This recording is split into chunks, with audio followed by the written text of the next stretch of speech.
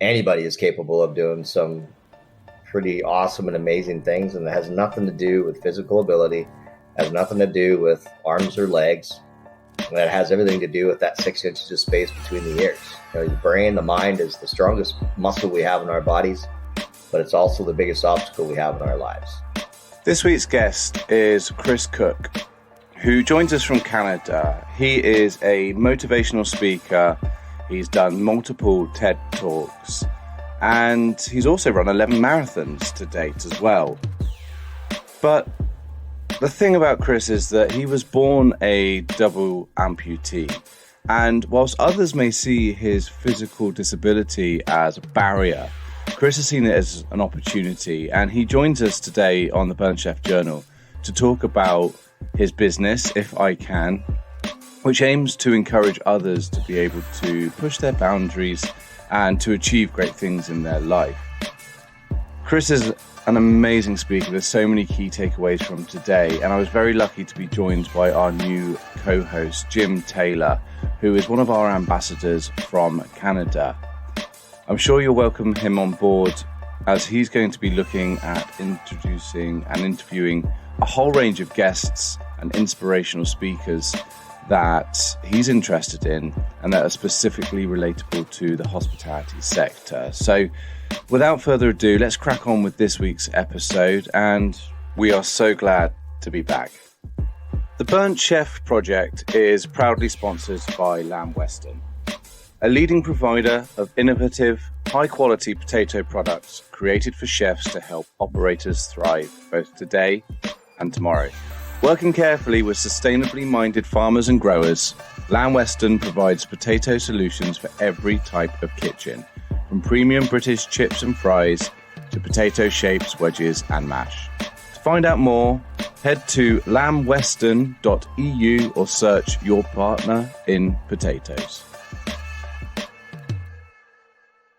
Well, first and foremost, I wanted to thank two guests on this podcast today. So one is our new co-presenter, who is also one of our ambassadors from Canada, Jim, who joins me. Jim, if you could just give yourself a quick introduction, please. Yeah. Good morning or afternoon, I guess, depending where you're at. Thanks for having me. Looking forward to doing some good hosting and discussion here, Chris. So my name is Jim Taylor. I'm a pretty much lifelong restaurant guy from Western Canada. I've been in the industry for, 25 years or something like that, and did a bunch of stuff with it when I was growing up too. So pretty excited about the opportunity to be just a part of the Burnt Chef project. I think a lot of the work that my business does, which we don't have to talk about, is related to employee experience and mental health and that type of thing, and making sure that the experience for people working in restaurants just continues to improve over time. So the Burnt Chef project mission is pretty near and dear to what we do as well. So happy to have the opportunity here. Thanks for having me. No problem at all. Thank you very much for joining us. And we're looking forward to hearing some of your guests over the next few months, really. Definitely it's expanding our message and expanding our conversational points as well. So the reason why we're here today, that we're converging on for you guys, early o'clock in the morning, but for me, late in the afternoon over here in the UK, is our guest, Chris Koch, is here to join us. So hi, Chris. Welcome to the Burnt Chef Journal. Well, I guess good afternoon for you. Good morning here. And I guess I eat at a lot of restaurants, so that'll be my connection. I love it. Love it. That's really what started me off in this game. It was just the fact that actually love being surrounded by food and drink and, good times as well. So it sometimes bites us, hey? Where do we begin? I mean, ultimately, you are a man with so many incredible talents, inspirational speaker, TED talker. You have transform the lives of many people as well, and giving them the confidence and ability to achieve their goals, really. I don't honestly know where to begin. I've got so many questions, but if you could just introduce yourself to our guests, really, in a way that perhaps isn't me absolutely fangirling at this moment in time. My name is Chris Koch. I'm from Western Canada. Southern Alberta is where I grew up, a little farming and ranching community called Nanton, which is about an hour south of Calgary. I'm a motivational speaker. I get paid to travel around the world and tell stories. And I guess what makes my story unique is I was born missing arms and legs. I mean, on camera, you can see that I'm missing arms. But for those who are driving to work or listening while they're at work or whatever. To give you a visual, both arms I'm missing kind of at about elbow length. And then as far as legs are concerned, both legs are missing. The left side is basically right off at the hip, and the right side goes down to about the knee. There's a partially developed leg with a partially developed foot, and I can hop around on that one leg, but I primarily use a longboard or a skateboard to get around. So I sit on the board and then use that right leg to propel myself forward. And I guess growing up in a small farming and ranching community, I spent a lot of time helping out at my grandpa's farm, and I still do some farming when I have time in between doing presentations. So that's the smallest nutshell I could put it all into. Yeah, beautifully said as well. It's not the first time, obviously, that you've had to explain it on the podcast as well, hey? Yeah, I've done a lot of podcasts, a lot of radio interviews, and yeah, so they asked. And I worked in broadcasting, so I had a little bit of background in TV and radio. You still work in broadcasting currently as well as traveling the world, or has that had to take a bit of a backseat? I first went to Mount Royal College in Calgary and took broadcasting, and I didn't know if I would absolutely love it. And I did a few other things, and now here I am traveling around and telling stories for a living. That's amazing. That is so cool. And I guess really, from having that experience with the broadcasting side of things as well, it just helps. I mean, was there any media training involved with that? Yeah, for sure. I guess you learn how to speak properly, articulate, enunciate, all that kind of stuff. I've got the broadcasting voice and the face made for radio. The face. I love it. I love it. I mean, do you know what? I would even say that I perhaps have a better face than I do a voice for podcasting. How people tune in on a weekly basis and listen to this. I applaud all of you massively. I'm curious about a little bit here. I mean, Chris, right before you jumped on here, Chris Cook and I were talking about that we actually grew up about an hour apart from each other. You know, I know the town that he's from quite well. So there was some instant sort of relatability there, I think, for Chris and I. But I'm curious, who's the first group that you decided to tell some of your story to? I mean, I'm sure you got asked lots of questions, but how did you sort of get rolling on getting people, for lack of a better term, getting them motivated and moving? Yeah, I guess the speaking presentation end of things. I mean, growing up in southern Alberta and the agriculture community, got involved in 4-H and learned how to be a good speaker doing that as well. But I was very involved with the War Amps program in Canada. They have a child amputee or CHAMP program for kids across Canada who were born or have lost a limb or limbs. So I did a lot of stuff as an ambassador, did a lot of interviews and presentations with them. And then, you know, in doing that, I was asked to speak at local schools and local community events, Rotary clubs, fundraisers, and that kind of stuff. So it all kind of just happened organically. And then I wanted to do a lot more traveling, and to do this job is a great way or a great excuse to travel. You travel to get to where you're speaking at, and you travel to have more to speak about. And it all kind of came together perfectly. I decided one winter I was going to take the big trip that I'd always wanted to take. And that was taking off for 3 months and backpacking through Europe. I started in London, you know, so obviously England, France, Germany, Switzerland, Austria, I think were the countries I covered on that trip. It was almost like the universe and all the signs were saying, all right, you need to get into this motivational speaking thing, because it was literally a couple of weeks after I booked my flights for this trip that a friend of mine who was organizing a conference for the government financiers of Alberta. She was looking for a speaker who had a good story and a good sense of humor. And I think, yeah, I'll do it. When the conference happens is shortly after I'll be getting home from this trip. So the timing was perfect. Yeah, the government financiers of Alberta was my first paid corporate gig. It's just kind of taken off from there. Wow. Amazing.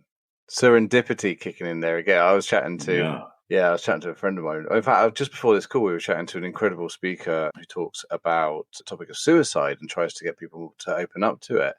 And she was also saying about spirituality and serendipity playing a massive part. And like sometimes your head is completely and utterly turned you've got no choice. You have to seize it, don't you? You have to take that chance, right? No, absolutely. And that's why I tell people, I mean, yes, it's great to have goals and try to achieve those goals, but to try not to get so hyper focused on a very specific goal, to be able to have your peripheral vision on. Because I mean, I thought I wanted to go and be a broadcaster and a sportscaster specifically. If I would have been so hyper focused on that, I wouldn't have seen these opportunities. And I never thought in a million years that I would be doing this coming out of high school. And I wouldn't want to be doing anything else. I've traveled to some amazing places. I've met some incredible people. Some of the people that I've had the opportunity to chat with after presentations and hearing how my story has impacted them, I wouldn't trade that for anything. Do you still tell stories about that first big backpacking trip in some of your speaking engagements? Yeah, absolutely. That trip and subsequent trips that I've taken since then. I did another 6 weeks traveling around Southeast Asia with a good friend of mine. So there's stories from that first trip. And I mean, that first trip that I took was a big one because it was just erasing all the preconceived notions and stories and whatnot that I told myself. It might not be the best idea for a guy without arms and legs to be, backpacking through Europe without a plan or without somebody traveling with them. And there's actually a lady from Vancouver, well, just outside of Vancouver. She's seen some of my travels and decided to head to Ireland here. I think it was about a month ago, and then travel over there by herself. And it's like, if Chris is able to pull this off, I'm pretty sure I can pull it off too. So, but yeah, just getting out of your own way, and instead of talking and dreaming and thinking about those things that you've always wanted to do, just doing it.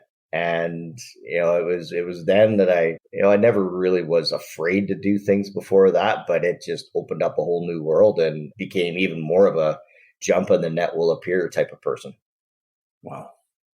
One thing that I always struggle with when I talk to people about doing things. So to give you an example, over here 6 weeks ago, I went on a stag do, brother-in-law's stag do, and they had laser tag.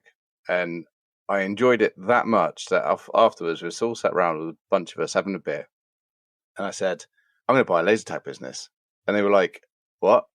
I said, yeah, I'm going to do it. I'm going to do it. I said, I enjoyed that so much. I'm going to do it. And I crunched some figures very quickly on a napkin on the back of a table. And I went, yeah, no, I'm going to do it. And they were like, well, have you got the money? And I said, no. I said, have you got the land? I went, no. So I'm going to bloody do it. And I saw them again last week. It was my sister's wedding.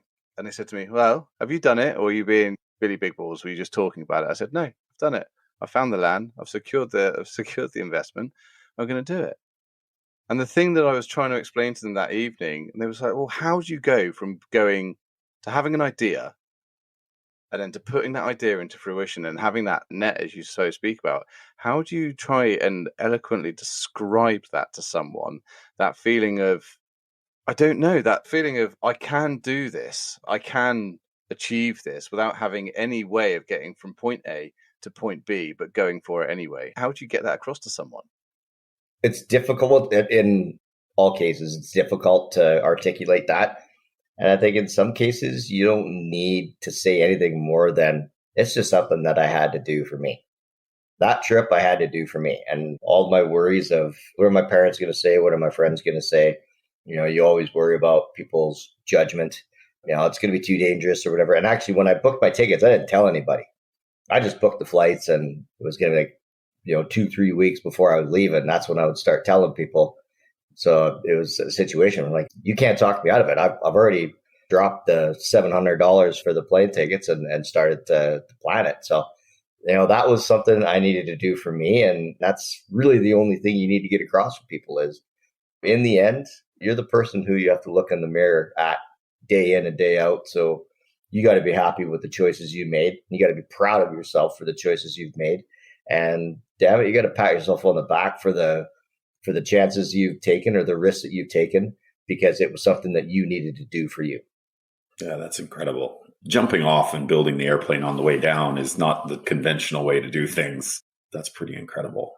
Have you done lots of those types of, whether it's trips or other things, where you didn't necessarily have the full plan and just said, okay, I'm going to go, and trusting the net will be there as you get to the bottom?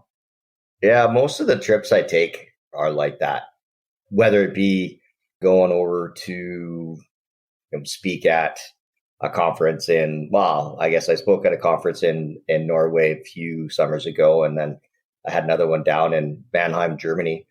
I wanted to cross off a couple more countries. I hadn't been to Portugal. I hadn't been to Spain. And I figured if I'm in Spain, if I can sneak down into Morocco, then I can say I've been to Africa, and then I can say I've been to 6 of the 7 continents.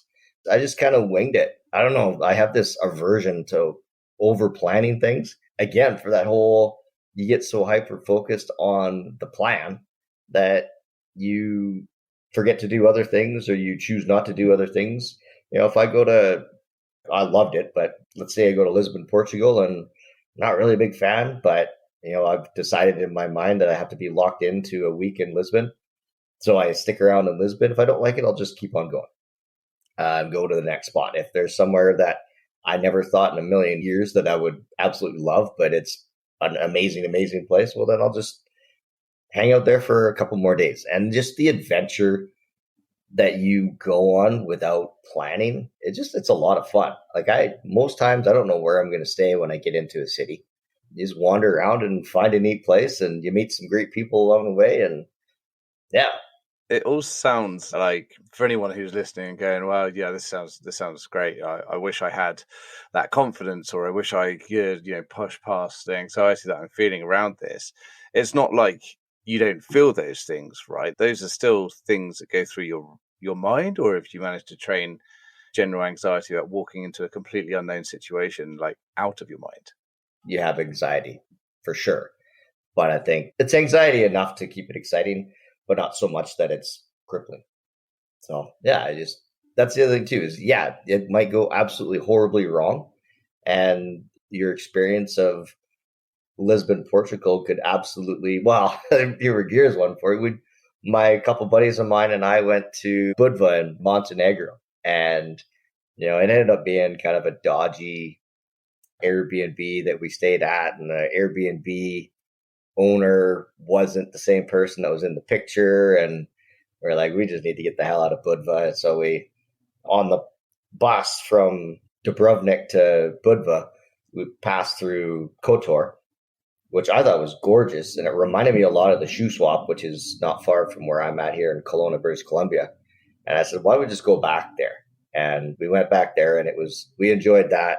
And then because we stayed in Airbnb, this whatever tourist tax that you have to pay, it's like $1 a day that's automatically attached to when you check into your hotel or your hostel. Well, you had to take care of that in each city that you stayed in on your own. And we didn't realize that till after we got back to Kotor. So we found out that we were supposed to go back to Budva and pay for this $1 tax a piece. And I was like, well, we're not going back to Budva. I do not want to go back to Budva. So we were looking up, what are the potential ramifications of what could happen if we don't pay this tax? Like, is there going to be a fine? Are we going to be never allowed out of Montenegro? And there was somewhat of a fine. And I was like, here, this is what we're going to do. When we're taking the bus back to Dubrovnik, when we get off the bus, there's 2 Australian friends. They're married now. I said, you guys give me all your passports and all the paperwork. And I said, I guarantee you the fact that there's a guy with arms and legs carrying all this paperwork is going to be enough of a distraction that they won't even look at the paperwork and make sure that we have all the stamps and everything.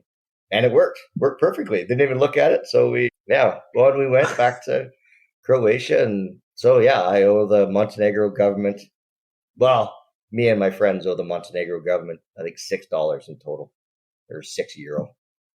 Oh, wow. That's pretty much like 90% of the people that listen to this are from Montenegro. So I just outed myself. Yeah, especially with interest rates, I think that's probably a significantly amount more, hey? Yeah, that's going to be a solid €15 now. And anybody who's ever done a backpacking trip of any kind can relate to the importance of €6. Yeah, it goes a long way. It goes a long way. Wow. Yeah. Do you take this, I just have a question about going back to this net. is going to be there kind of thing. I know what your sort of mantra or your message is, but do you just take that approach with everything you do now? As much as I can. Obviously, there's certain things where you can't be quite as bold and you have to follow the rules a little bit more. And then there's also certain things you're like, okay, maybe I need to play it a little more safe. But generally speaking, in the mindset of just go for it. Enjoy the life. We only get this ride once, so you might as well make the most of it. I definitely do. But there's always times you question what you're doing. There's always times that you maybe talk yourself out of being as ballsy as you are in other situations. So you're maybe a little more timid at different aspects of life. But I try my best to be more afraid of regret than failure. What a powerful strength. I mean, if someone was looking at adopting that way of thinking or beginning on that journey, what sort of piece of advice could you give to someone who previously has always taught themselves out of following what their heart or what their spiritualization or whatever it might be, or what their gut instinct is telling them? Well, I guess the biggest thing is what I kind of just mentioned at the end of the last question, or answering the last question, is to be more afraid of regret than failure. I don't want to look back on life saying, oh, I should have done this, or, oh, I wish I would have tried that. I want to look back on life saying, I went out there, did as many things as I possibly could. Maybe not everything went the way that I'd hoped, but at least to put myself out there, at least I tried. For the times that it didn't go my way, or the times that I did fail or make mistakes, I learned from those mistakes, and I'm stronger, better, and wiser because of it. And I've done a few different presentations at like seniors lodges and old folks homes. And I put the question to them. I said, in your lifetime now, having lived, 70, 80, 90 years, do you look back on life and you wish you would have taken more chances? Or do you look back on life saying, geez, I'm really, really glad I played it safe. Nothing extraordinary ever really happened, but nothing bad ever happened either. So I'm glad I played it safe. And, general consensus is, yeah, you look back and there's all those things that you wish you would have done, those plunges you wish you would have taken, those things that you talked yourself out of based out of fear. Why did I let myself do that? Well, when you have somebody who you can impart your wisdom on, who's younger and just getting started, and tell them, you know what, just take those plunges, take those risks.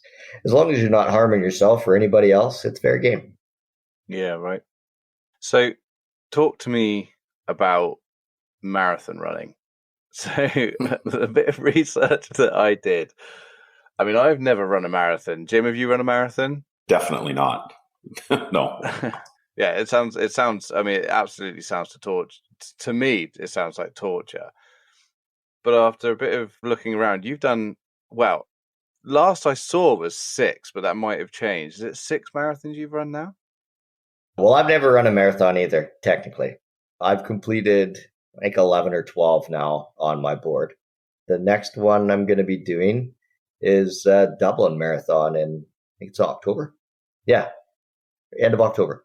It was all something that happened kind of accidentally. I don't know how you accidentally do a marathon, but I guess I sort of did. No, my girlfriend at the time, we had a bunch of friends who were doing the LA Marathon.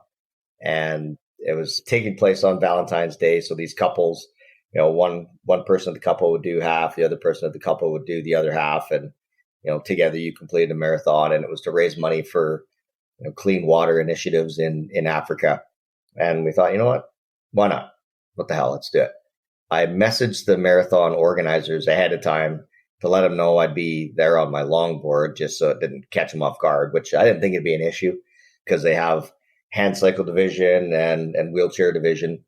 And it was outright, no, we don't allow skateboards. I said, can we at least talk about this? Because I feel like you think I'm just some punk kid who wants to do a marathon on a skateboard. And finally got to talk to the race director, and he was like, yeah, no, if I let you use your longboard, then, or he kept calling it skateboard. If I let you use your skateboard, then everybody who wants to take a selfie stick or a stuffed giraffe for emotional support, I'm going to have to let them too. I'm like, you're sort of comparing apples to oranges here. But fast forward, the Calgary Marathon race director did an interview about the whole thing. And she said, we take that kind of stuff on a case to case basis, and, seeing Chris and his abilities, I see no reason why he wouldn't be able to do it. So I contacted her afterwards and I said, look, I would like to kind of get a marathon out of the way. And I said, instead of doing a half marathon, I want to do a full one. And she was all on board, and I did that marathon, and I was kind of like, this is cool. And it's also been another great excuse to travel. A lot of the marathons that I've done, they've had me speak at the Marathon Expo or whatever events they have leading up to it. So I've done marathons in Malaysia, United Arab Emirates, Iceland, and then the rest have been all in North America. And then, now I got Dublin coming up in October. And I mean, it's a good mental challenge because, it's 42.2 kilometers and you get to about, mid 20s. And I get like, what a stupid idea this was. Maybe I should have just done a half. I'd be done by now. And it's that mental grind of, I could just quit. And the only person I'm holding accountable for this is myself. And then you're like, no, I need to cross this finish line. And it's a great feeling crossing the finish line, especially when there's a lot of people at the finish line, people cheering you on. It's a pretty cool adrenaline rush. And it is something, it's mind over matter. The human body is capable of doing something like this. It's the mental part of it that gets in the way. It's a matter of when you're doing that. It's 42.2 kilometers of just, obviously it's physically grueling, but it's the mental part of it that's the most difficult challenge or obstacle to overcome, when doing a marathon. Do you get SAS Who Dares Wins, the TV show over in Canada? What is it called? I don't think it's so. It's called SAS Who Dares Wins. I can already see Chris is Googling it to see if he can get on. Next thing you know, he's going to be jumping off of cliffs.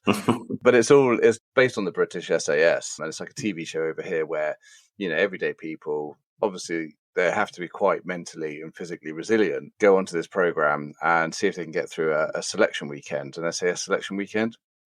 And they were talking during an interview about why they push people so hard in the military. Even when they're falling down, they tell them to get back up and keep going. And it was because the brain has like this threshold that actually says after a very small percent, it's like 20%, 30% of max capacity, it says enough's enough. Self-preservation needs to kick in. If you keep going at the same rate, I don't think I'm going to make it, says your brain. And so that's why these thoughts start to trigger that go, are you sure that you're strong enough to keep going? Do you think this was a good idea? And then you start to feel fatigue, etc. But if you can push past that and you can get through that initial pain and you start to push past the pain barrier on your body, you can then get to a stage where actually your brain starts to feel a little less threatened. And does it ever get easier 11 marathons in? Yeah, it does. I know after the first marathon for quite a few days, I was so sore, so stiff. And then, each subsequent marathon that I've done, I don't feel as stiff and sore afterwards, to a point where I've been able to.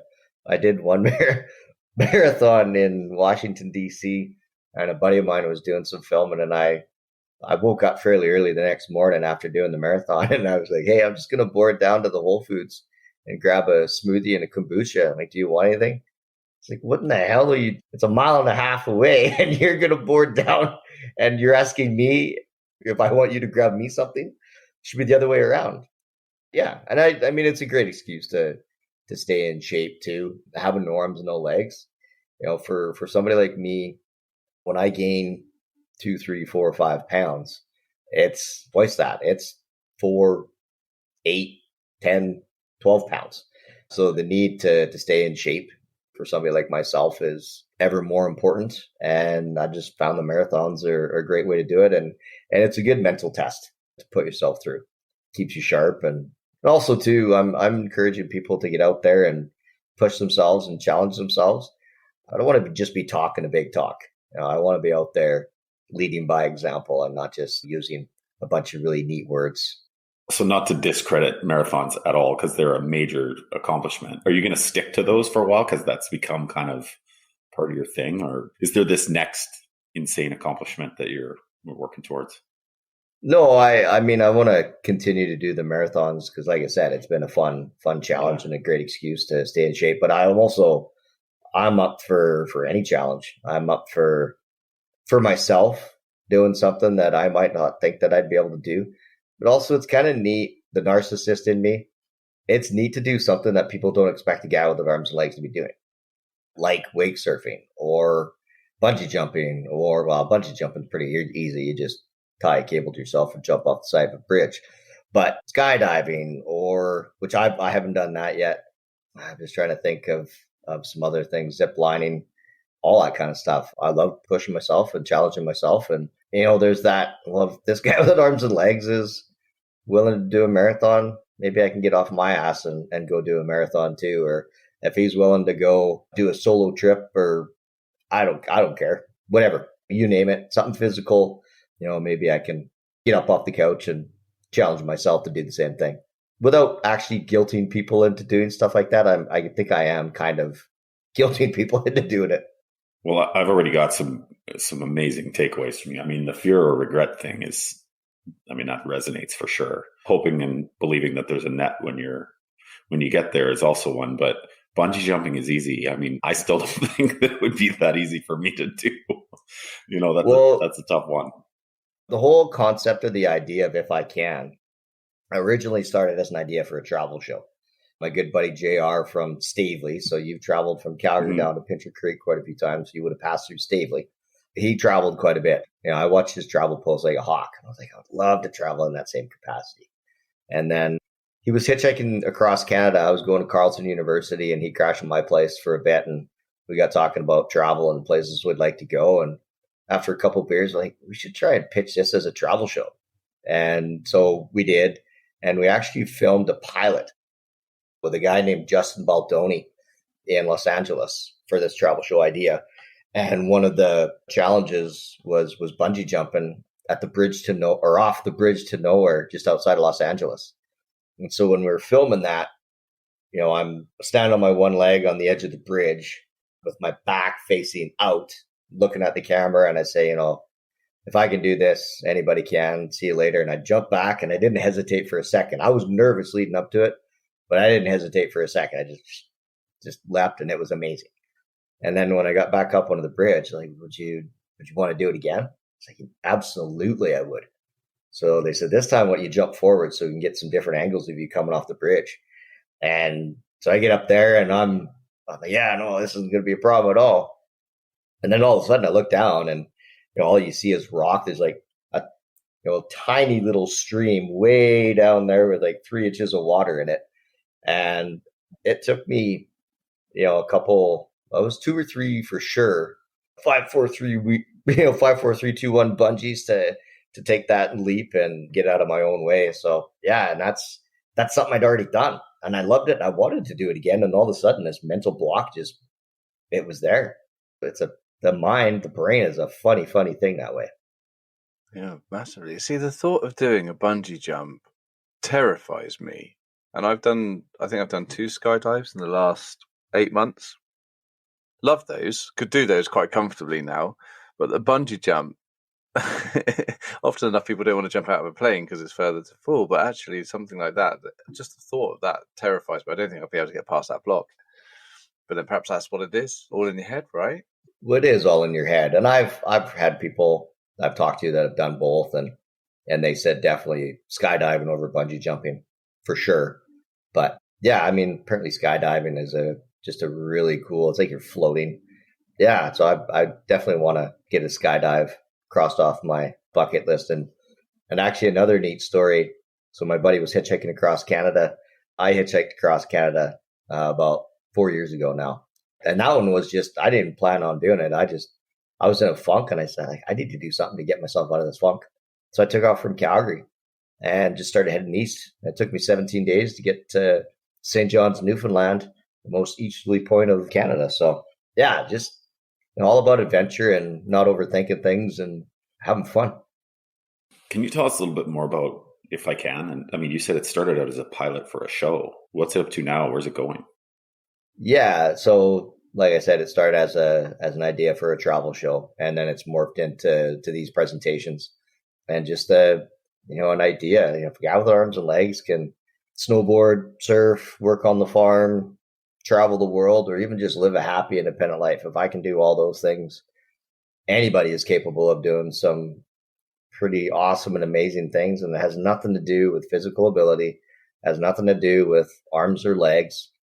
And it has everything to do with that 6 inches of space between the ears. The brain, the mind is the strongest muscle we have in our bodies, but it's also the biggest obstacle we have in our lives. And people assume that my biggest struggles or my biggest challenges in my day to day would be the fact that I'm missing arms and legs, and it's not. It's when I let this brain of mine get in the way, when I overthink things, the things like questioning yourself. Am I living my full purpose? Should I be doing more? Or mustering up the courage to ask that girl out to dinner, or that kind of stuff. It has nothing to do with arms and legs. It's when Chris Koch gets in his own stupid way. Those are my biggest challenges, just like everybody else.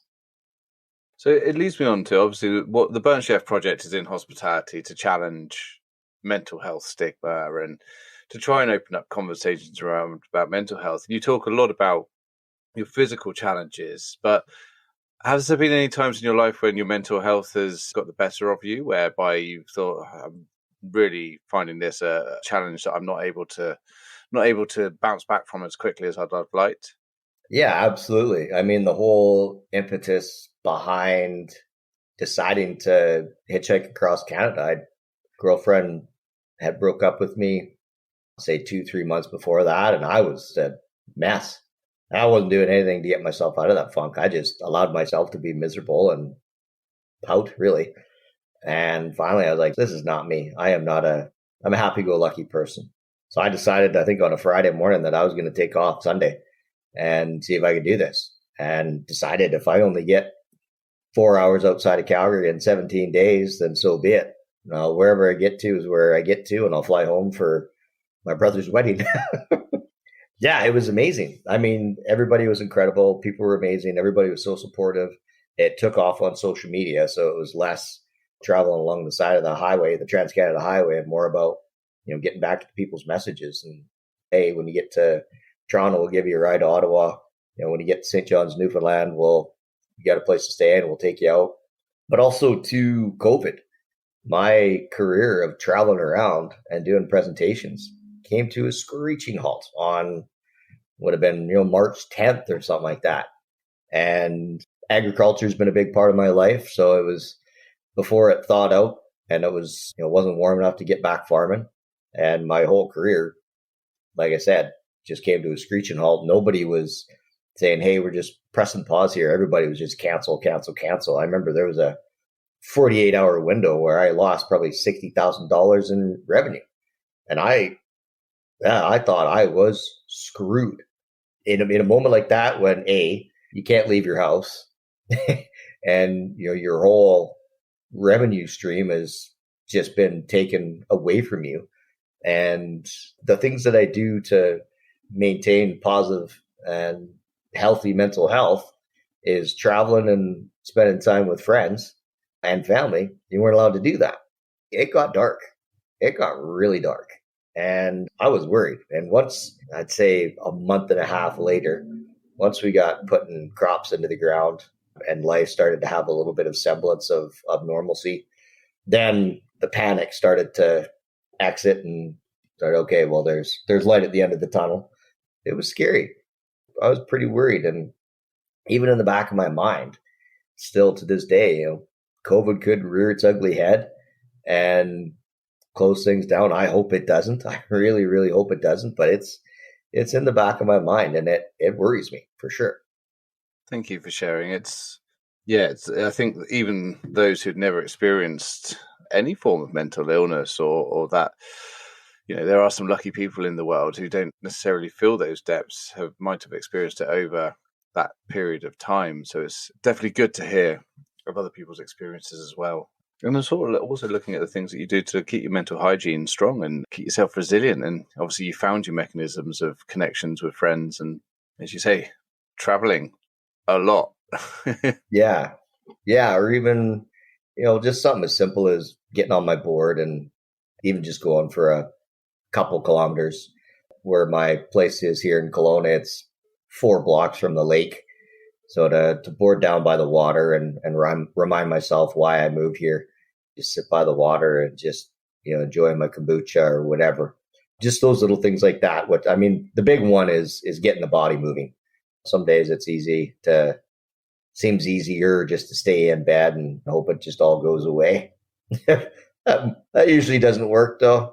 But when you get out, get the body moving, get the oxygen flow to the brain, maybe it doesn't make everything go away, but at least you're starting to think through things in a bit of a clearer picture, and it doesn't seem quite as bleak. So yeah, getting the body moving, exercise. So that's the other reason, training for marathons or keeping myself in marathon shape. Right now, it's not keeping myself in marathon shape. It's getting myself back into marathon shape.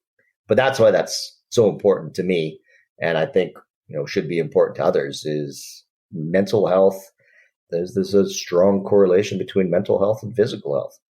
Well, it is one thing, isn't it, really? Mm-hmm. Getting people accustomed to that way of thinking, that actually it is just one thing. At some stage in this dystopian future that I have in my head is that actually when we say, I'm feeling unwell today, it doesn't have to be segregated into these little boxes. It could be very much like, okay, and understand that a mental illness can have a profound impact on your physical health, and also vice versa, and having the tools, equipment, and knowledge to be able to help with that, really.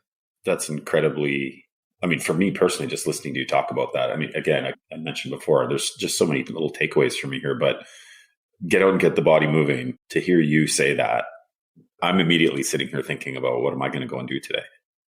I hope that has everybody thinking a little bit about that. Absolutely. I haven't been out of the apartment yet this morning, so it's got me thinking, all right, well, I got to fly later this afternoon, so could I squeeze in a couple K before? So, yeah. Well, we're lucky. You and I, it's only 7 a.m. for us right now, so you still got some time. We still have the day for sure. Yeah. I'm buggered. It's coming up to 4 o'clock, and I have no exercise plan for today at all. I'm so sorry. Give yourself a day off. That's allowed. Tomorrow, though. Yeah, tomorrow. No, genuinely. The dog for me was a big catalyst, and bless him, a couple of months ago, he's no longer with us. So it sort of like has this big void now of used to go for a good hour walk twice a day. Yeah. Yeah, and that's not there anymore. And so you think, So I've taken up playing golf recently, which is like forced mindfulness, but it's fantastic. 4 hours once a week, you just disappear off onto some green somewhere, and it's great. It's really good, really, really good. And for those whoever hasn't tried it, golf, fishing, anything like that is bloody fantastic. Chris, I wanted to talk to you about sort of the diversity and inclusion aspect, because obviously we've got someone that we know in common, Gillian, who was on a previous episode of ours, and it was her actually that mentioned you in the first place. I know that you work with her. One of the things that I talk about a lot within hospitality is being able to, at this moment, we're in a huge resource crisis. And I know Jim's incredibly passionate, as I am, about ensuring that we have diverse and rich cultures that encourage anyone from any background, whether you have any physical or mental health challenge or whatever it might be, to come into hospitality and have a long, rewarding career. What do you see as some of the key things that either individuals could do in terms of getting out into the workplace?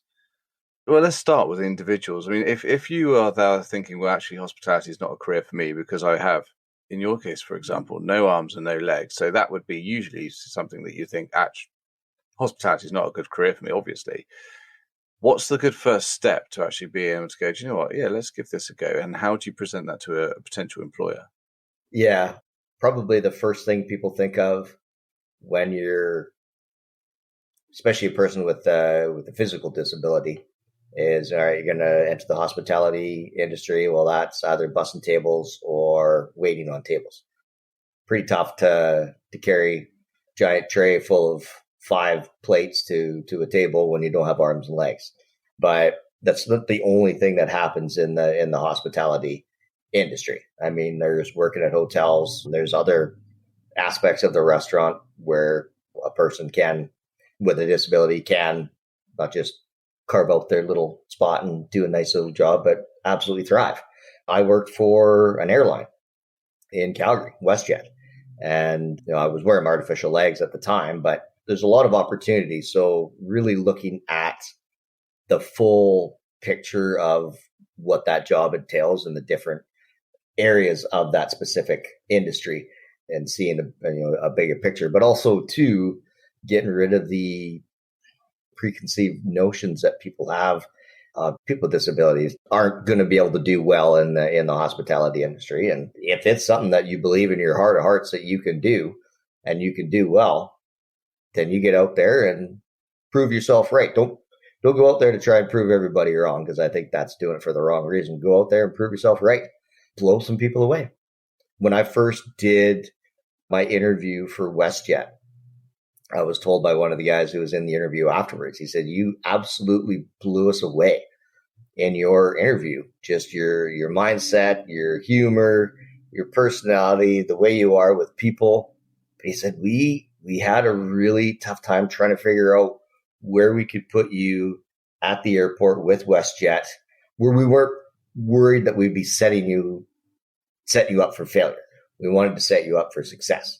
And I told them, I said, I would not apply for this job if I didn't think I'd be able to do it. I'm not going to put myself into a situation where I could absolutely embarrass myself. So there's that element too, and then the accountability has to be on you.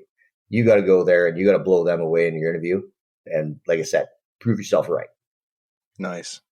Lovely key takeaways there as well. I think back yourself, right? If you think you 100%. can, smash it. And what about from an employer's perspective? Because, we struggle massively from a mental health side of things, because we've had reports of some individuals who have said, "Oh, I've got an underlying mental health issue that I'm perfectly okay with and I'm coping with it brilliantly."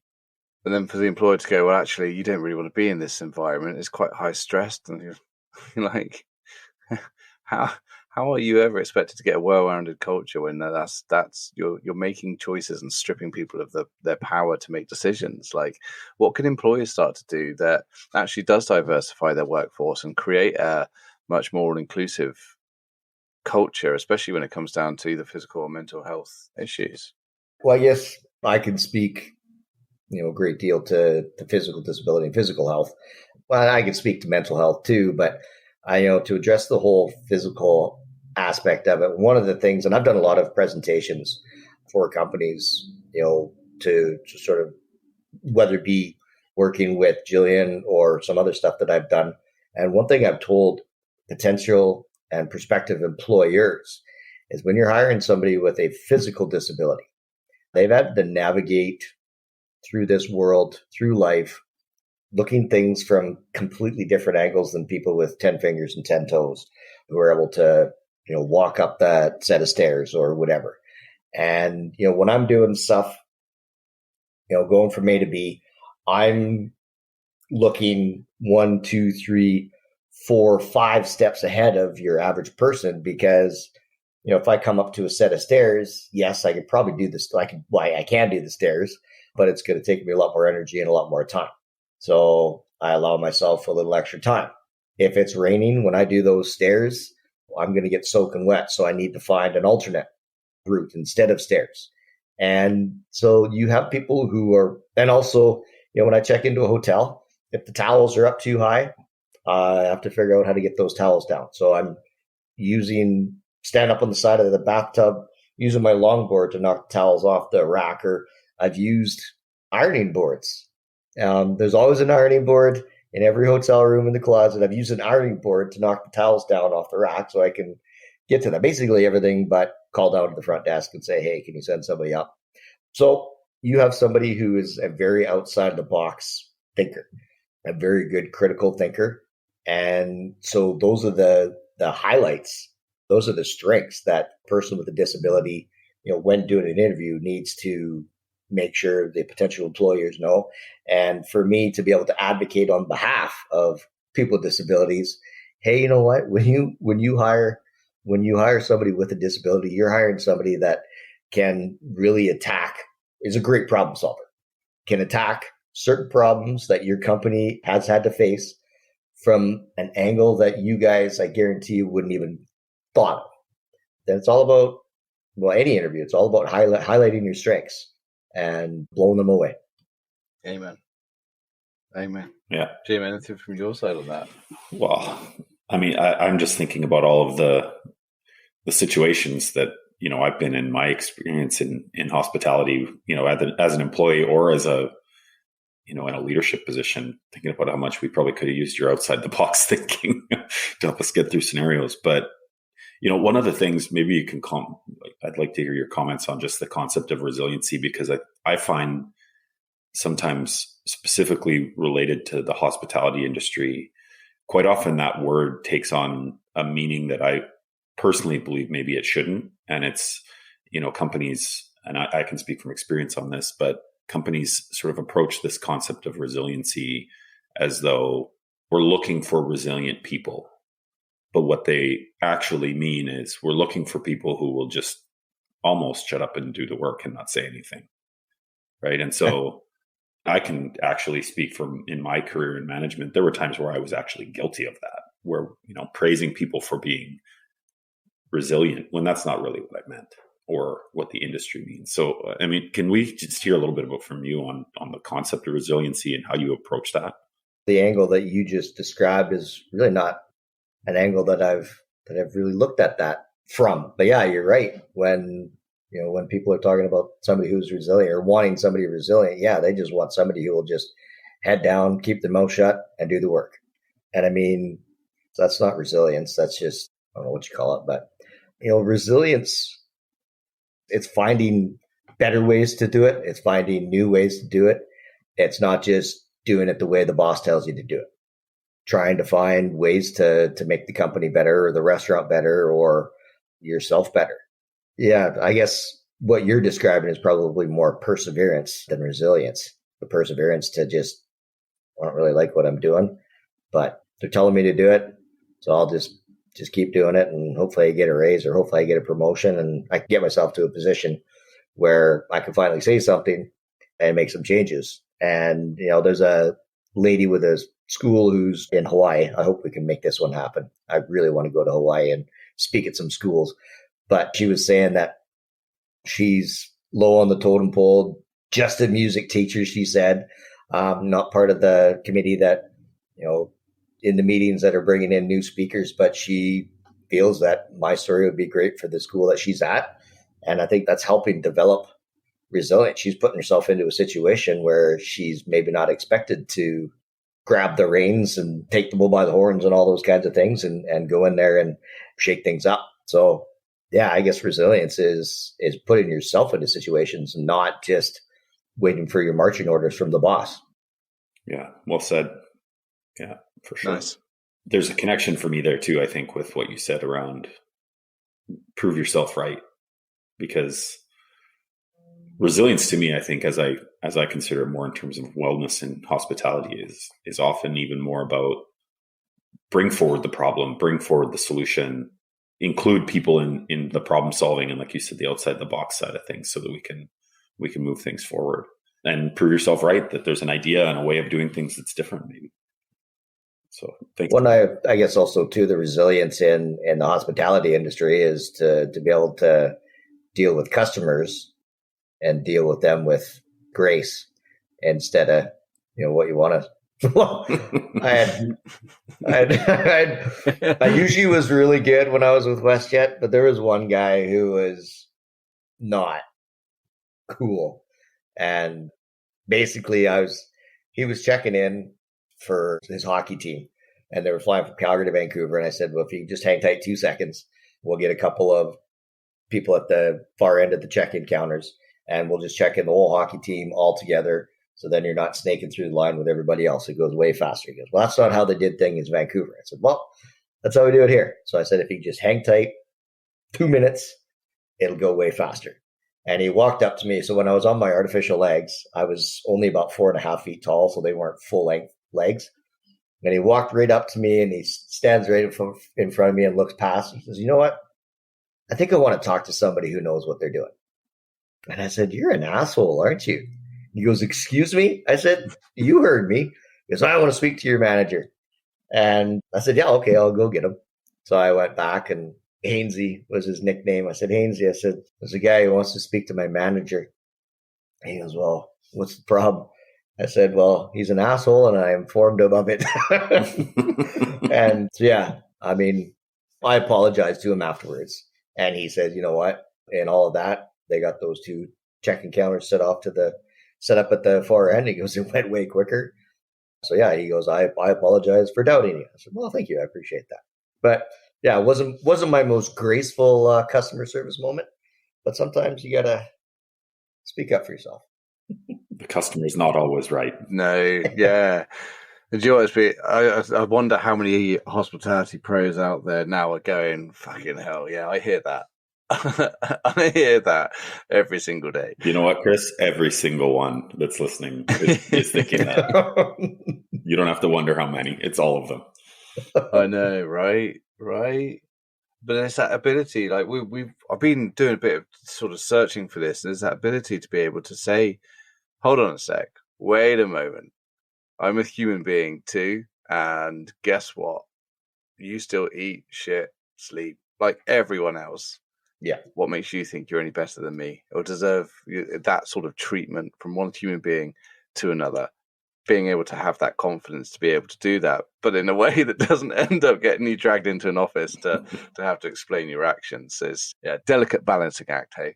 No, for sure. And I guess the thing that bothered me about it is I was just trying to help him out and make it as easy as possible. But anyways, yes.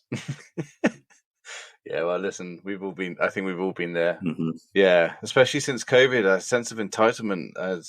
I used to think it was a sense of entitlement. I'm going to correct myself. I think the shared lived experience of something that's much greater and takes much more control than we ever thought possible has realigned some people's focusing on what's important to them in that moment, at that particular time. And so what I used to think was entitlement and just human beings being absolute arseholes has actually sort of morphed into people just looking out for themselves more than anything else. There's definitely been a big switch in the last couple of years that we've seen about that. So hearing that story, I think will resonate with them, and certainly perhaps help guide those who do want to just bite the hand off customer.